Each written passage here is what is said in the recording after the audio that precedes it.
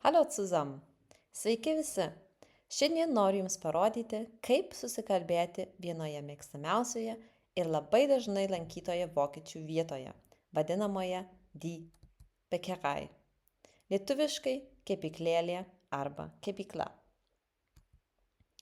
Also, los geht's. Taigi, pradėkime su pasisveikinimu.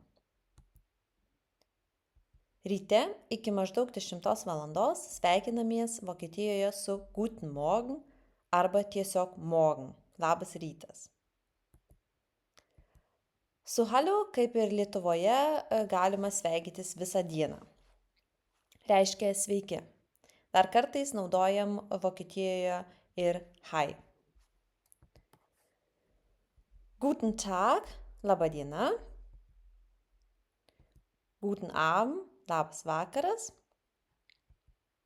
Moin. Tai yra neformalus pasisveikinimas kilęs iš Šiaurės Vokietijos ir naudojamas gana dažnai pasisveikinti su draugais ar kolegomis arba net ir kepyklėlėje arba parduotuvėse.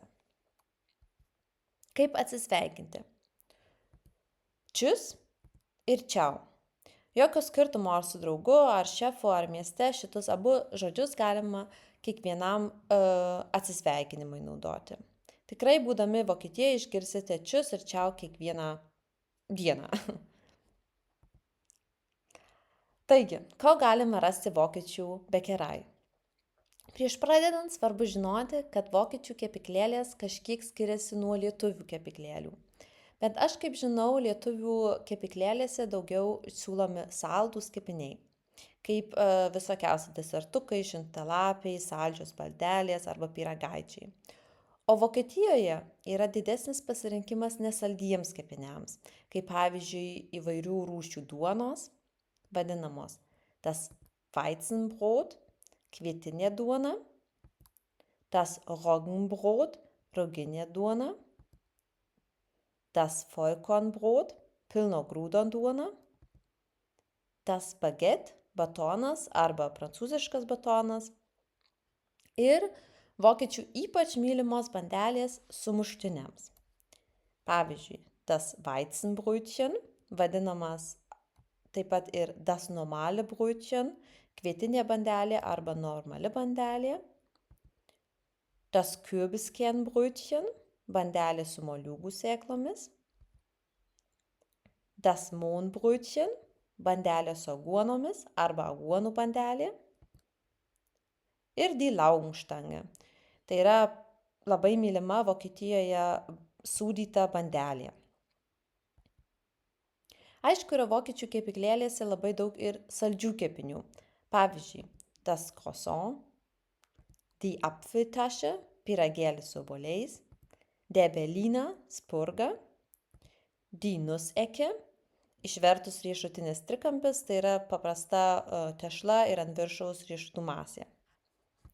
Das Franzbrötchen, prancūziška bandelė, tai yra bandelė su cukrumi ir biškučiu cinamono.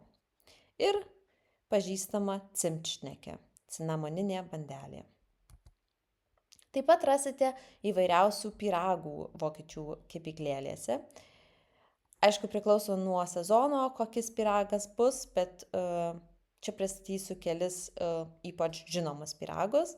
Pavyzdžiui, der Käsekuchen, sūrio pyragas arba varškės pyragas, der Möhrenkuchen, morkų pyragas, der Apfelkuchen, obuolių pyragas, die Erdbeertorte, braškių pyragas ir der Zitronenkuchen, citrininis pyragas. Vokiečių kepyklėlėse galima taip pat nusipirkti jau paruoštų sumuštinių, vadinamų das belegte Brot, arba paruoštų bandelių. Ir kaip jos pagaminamos, parodysiu dabar. Das Brot, tada die Butter, der Käse, der Schinken, das Ei, der Salat und die Tomate, die Gurke Ir viskas. Aišku, čia yra tik vienas pavyzdys, kaip galima ruošti bandeles arba sumuštinius. Yra ir visokiausių kitų būdų jas paruošti, pavyzdžiui, su šniceliu arba kotletu arba tik su sūriu. Vokiečių kepyklėlėse galima užsisakyti ir karštų gėrimų. Jie yra išsinešimui arba vietoje galima juos gerti. Pavyzdžiui, der Kaffee, kava, der Espresso, der Milchkaffee, kava su pienu, der Latte Macchiato, der Kakao, Kakava ir der Tee. Zum Beispiel Früchtetee, Kräutertee, Schwarztee, arbata su žolelių arbata, vaisių arbata arba juodoji arbata. In der Bäckerei. Morgen, was darf sein? Hallo, ich hätte gerne 2 normale Brötchen und ein Vollkornbrot. Gerne, soll das Brot geschnitten werden? Nein, am Stück bitte. Darf es sonst noch etwas sein? Das war's, danke. Insgesamt macht es 7,30 Euro. Zahlen Sie mit der Karte oder bar? Mit Karte, danke. Tschüss, einen schönen Tag noch. Danke, gleichfalls. Ciao.